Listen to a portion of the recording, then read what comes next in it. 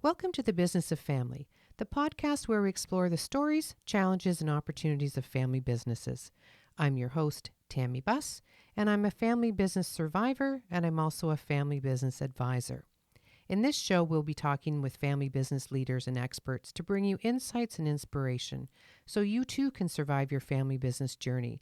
Whether you're a founder, a successor, a professional, or just curious about family business, this podcast is for you. So welcome. Today's a little bit of a different podcast because I'm the one being interviewed. And I have my good friend, Jane Antoniak, long history of journalism, to interview me, which is a little bit different. We're going to talk about my books. So welcome, Jane. Thank you, Tammy. And I just love having the tables turned on you because I know you're a great talker. Really? Yeah. So this will be your chance. I've really enjoyed reading your two books. Thank you for doing those and sharing those. And I think just before we get started, it's such a great topic. I grew up in a family business.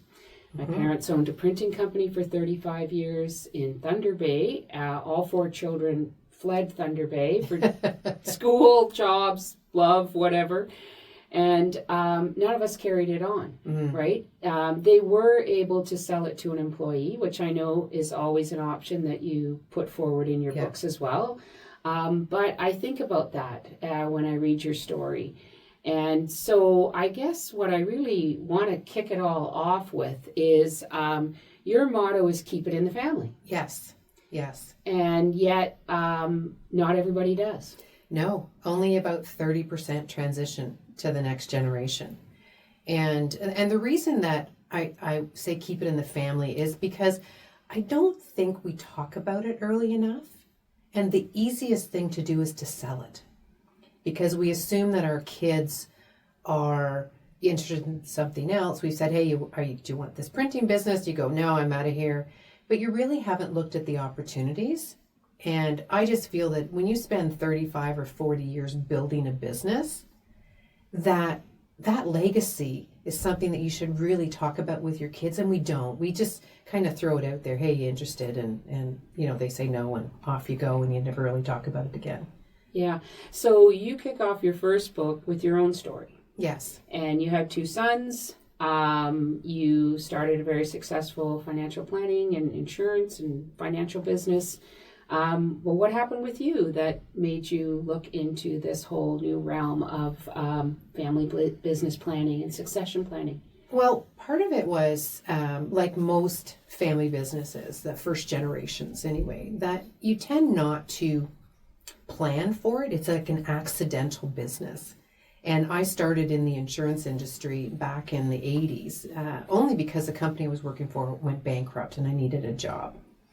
And being a young female in the business, it was very difficult. So after a couple of false starts with different types of clients, I ended up working with individuals who were self-employed. And and they left an employer, and nowadays we look at it and go, well, you didn't have, your core values didn't align, the culture wasn't very good. But at the time, we just left our employer for whatever reason. So I started working with those individuals. They were the same age as me. So I grew up with them. So as they got married, as they had kids, as they had debt, I moved along with them. And then fast forward, 30 years, because I've been doing this for 40. So 30 years, you look and you go, everybody's in their 50s or 60s. And now we're like, what do we do with this business? Because we were so focused on growing the business and paying the bills that we didn't really look around and say, we have this great opportunity here. And so as my clients were struggling with that, I was struggling with that. What do I do with this business that's 30 years old? And again, I didn't really look at the options or the opportunities with my own kids. Now, one is actually in the business, one is not. But I do think that it could have been different, or the opportunities should have been explained more. And I found that it was the same conversation I was having with each of my clients. So I just decided that as I was growing with them all the way along, learning life insurance, learning investing, learning employee benefits, all those things, it was now really about estate planning and transitioning that business, whatever that looks like. Right. So I ripped off the Band-Aid, sold part of the financial services company, and then now I spend 100% of my time working with family businesses, helping them plan their first transition. Their first transition. Yeah, generally it's first generations, because the deeper you get into generations, the more policies and procedures and processes. There's more of a roadmap. Mm-hmm. And I didn't have a roadmap, but I'd been growing up with family businesses my whole career, Mm-hmm. and realized that they're all the same. It doesn't matter what industry you're in. When you're a first gen, when you start this company, you start it because you have a passion for what you're doing. Or in my case, I didn't, but I ended up having a passion because I had death claims, and I realized that what I was doing was of value. Right. And I just realized that they're all having the same issues regardless. And there's really no help out there to, build that roadmap. It's like when you have your first baby, there's no real roadmap, right? Like Right. there's no manual. Right. So I wanted to write books that were very easy to read and very quick. So it's like a 3-hour read for both. Very simple language, not a lot of jargon, so that first generations or second generations, who are the ones that come to me because they can't get their parents to make any decisions, Right. Could read it and say, yeah, you know what, this is really simple. Like, we need to start working on this. I've shared your book with people that I know who are in family business. Some of them are my own clients in the communications field. And they were somewhat, would say, I don't know if I have time to read a book, or I'm too busy at the ground level running my business. One of them I went back to with your second book, who then told me, wow, that was really great. I did have time to read it. It read well. I loved her personal story. Mm-hmm. They related to your personal story. So I think you've really got a nice niche there of telling your own story, but also setting people up with some information. And it's also a workbook. Yes. Yeah. Yes. Yeah. And I think that's important for people to understand. Like this is a quick read, but it's also to get you going. Yes. Lots of questions. So I wanted each chapter to only be a 20-minute read, 15-minute read. So you can just pick it up, read it, and not stop. You could finish the chapter, answer the questions, or start thinking about the questions. Because transitioning your business is very difficult. And when it's your first generation, that's your baby. I mean, you built this. It's very difficult to part with it. So I wanted to get you to start thinking about, what would you do? How would you do this? So in book one, you really set it up with how popular it is, a family business is. Yeah. And I was quite taken aback by that. Like, I grew up in that. I run my own business myself, but Yeah. I had no idea. Yeah. It's everywhere. Huge, everywhere, around the world. And I think when we say family business, every business has the potential to be a family business. When you're a first generation, so the person who started it doesn't think of it as a family business yet, because you started the business. It becomes a family business when a second person in the family starts working in the business. Right. Right? Or it's going to transition. So every business has that potential, but I don't think as first generation founders that we think of it as a family business, which is why the topic doesn't come up. But if you were third generation, this was your great grandfather's business, you'd be talking about that around the dinner table. You'd be talking about that, but the legacy of continuing and how it's developed, and how you started selling tomatoes out of a wagon, and now you have the largest tomato producing factory there is, or whatever. Like, it starts with one. It evolves, and I think we sometimes don't, as founders, think of that evolution. Yeah, and do you think that's a theme a little bit in the two books was, like, don't have regrets. Right. Don't think about it at 70 and I should have done this and that. Yes. Why do you feel that's important? Or what do you mean by regrets? So a lot of the people that I've talked to over the years have come from a family business like you, and the opportunities weren't really discussed. And the kids have said to me, if I'd have known that they were going to sell it, I would have talked to them more about it. Wow.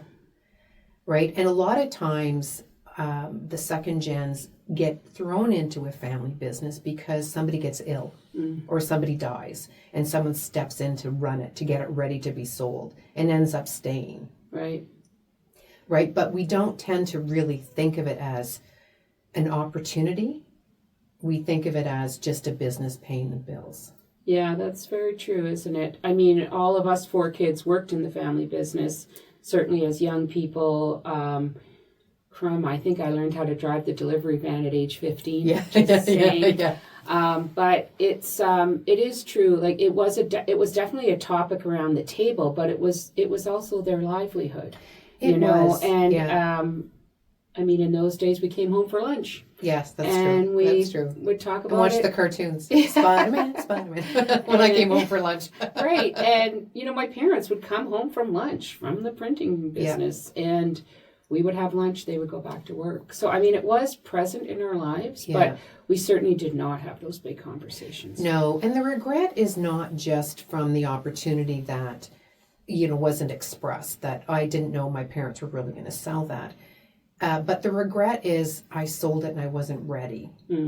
So when we look at transitioning or preparing your business and your family, it's more than just making sure that you have policies and procedures in place for the company to get the most value from it. There's also the opportunity that you can step back. So again, we talk about the 3-circle model, which was developed at Harvard in the 70s and is still used as a foundational tool for businesses. There's the business, the family, and the ownership. And I think when you think of taking on a family business or being coming into the printing company, you don't think, well, I can still own it and have somebody manage it. So we could still own that business, right? And so I think that those are some of the regrets. Well, I really wish I would have thought about it more because I could have combined that with my love of X. Right. So book 1 sort of sets the playing field for this big topic. Yeah. And it takes the reader through some work. Yes. And at the end of book 1, what do you hope that they are ready for? I just hope that they start thinking about the transition, the potential, what it could be, to have those conversations with the family. Okay. Because, as you mentioned earlier, you can transition to your family, whether that's a sale or a gift at death. You can transition to your employees, right? And you can transition to a third party. So you can call it an exit, a succession, a transition. You can call it whatever you want. But there's any combinations of that. So for me, like I said, one was when I divided up my my OG company, so the original company, part of it was to a third party, part of it was to an employee, part of it was to my son, and then I carved out the consulting work to myself. Right. So it's not an all or nothing. And I think we think about that, but also maybe you don't want to give it up completely because you're not ready to retire. Yeah. This has been your whole life. Well, there's ways you can make that work. So think about it. It's not just I'm in or I'm out. So you then successfully went right into book number 2. Yes. And I think you take the reader a little deeper into the whole topic of big vision, mission, values. Why did you choose that as your next stage of guiding people along this path? Again, I don't think when you're younger you realize how important vision, mission, and values are. So when you look at it from a family perspective, having the values, those are the values that you instill in your kids growing up, the charitable donations, whatever you do as a family. So that continues. When you have a family business, that's one element of this whole family enterprise. And it's very important that you're aligned on what you're trying to do from a family. You're going to have your own vision, mission, and values, and you're going to have the family, but then you have the business. And when you're trying to hire, when you're trying to grow, when you're trying to set a culture, you need to have a vision, a big picture vision of what you want. You also need to have a vision statement, and not one that's, 4 paragraphs long that nobody understands. Right. And a vision, a mission, and then values. Like, what are your core values of the company? And when you express that to your family, do you express that to your employees, you're going to get the right people and your company's going to grow. Your employees, the people that you work with, your suppliers, your clients, really get to know who you are And it makes just so much easier when you're making decisions, business decisions or family decisions, whatever you're talking about. So what, for example, at Blue Roots, our vision is to keep family businesses in the family. Our mission is, how are we going to do that? We're going to do that by navigating the complexities around a family and business. And there's a lot of them. And so we're going to ask ourselves every time we have an opportunity for something, is that going to move us forward? Will this help us keep family businesses in the family? You know, if your vision or your mission or your values are to be the best widget producer in the world or the lowest cost, is what you're doing going to get you there? Right. So you have to have that from a business perspective at a ground level. But ground level is key, because sometimes the owners, the OG owners, they can't lift themselves off from the ground level, right? They're so in love with producing their widget that they need. How do they then step back and then work on things such as big vision, mission, vision, and values? And how can Blue Roots help them do that? Well, they have them already. They're just not documented. Right, or they're in a binder on the wall. Yeah. Because they wouldn't be 40 years or 35 years in business. Right. If they didn't have them. But the key is to identify them, because that makes it easier when you're transitioning with your family, you're talking about your family. Here's what the goal is of this company. This is why, you know, it's been successful. And you go, oh, okay, yeah, we're not just producing widgets. We are producing a low cost that everybody can buy, or the best quality that you can buy. Like whatever it happens to be, what you're doing, the best customer service. So yes, we're not doing this, but we have the best customer service. It's not about price. So understanding that helps that transition. What we do as a business is we work with the family. So we're trying to figure out and get the family aligned. So we're going to talk to them first and ask them a lot of questions, and then come back and say, here's an issue that we think, or here's some recommendations that you should start to talk about. And because it's a family business, family members are working in the business. So then what happens is they go, well, I don't even know what the mission or value or I don't even know what the plan is. I'm too busy over here. You know, I don't know what we're doing. Like, should we be expanding? Can I take what I love and add another component to this? So we help you by walking through it. And the tools are in the book. You can do it yourself, but it's a lot of times it's easier to have a third party sort of help you go through it. And I did want to hit on that, because one of the key elements that I picked up from your second book was that family and business conversations are obviously intertwined, as we've discussed, but they're not always positive. No. Oh, guess what? Families sometimes disagree. Really? Yeah. And I do think that you're providing a valuable resource with the two books, but then obviously bringing in Blue Roots as a consultant would help them have that third-party voice to maybe be able to hash out difficult conversations. It's so much easier. And I can go back and say that if I had a third party negotiate or facilitate my family conversations, I think it would have turned out differently. Really? Did it turn out okay? Absolutely. It was great. However, I think having a neutral third party that, and actually I was just working with a family and they said to me, the family loves you because you don't, and this was the owner the founder who's very strong, says, because you're not here to please me. Oh. Everybody feels that they can talk to you, that you're not taking anyone's side. Yeah, right. Because again, you're Switzerland. I'm Switzerland. Like, I don't care if you keep the business or you sell it. Right. But the other element of all of this succession is a lot of, as we get older, we want to make sure we have an estate plan or we want to have a will. However, when there's a business involved, it's much more difficult. Right. Because as moms, we are nurturers by nature, and I don't get me, have all these people emailing me saying, that's not true, but primarily we're nurturers by nature.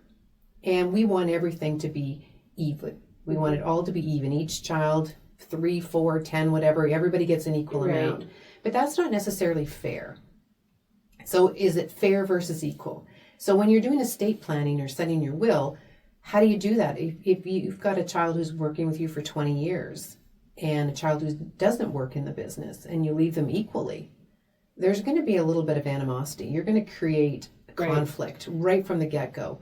So having these conversations ahead of time to say, here's why I'm giving Jane the business, or here's why we're giving you equally the business. And there's a difference between working in the business and getting a salary for it versus being an owner and getting dividends. Right. So understanding that. And you definitely touch on more of the estate planning in book number 2. Yes. Yeah. And is that the kind of service that Blue Roots also gets into? Again, we try to align. Absolutely. We sit down and try to align what you're trying to achieve. I'm not going to tell you what to do, but what I'm going to do is talk to the family. We're going to have these meetings, come to some sort of, this is what we're trying to do. Then we go out and talk to your lawyer, your accountant, right, your other advisors, and say, what does this look like? Can we achieve this without giving up control? Can we achieve this without paying tax initially?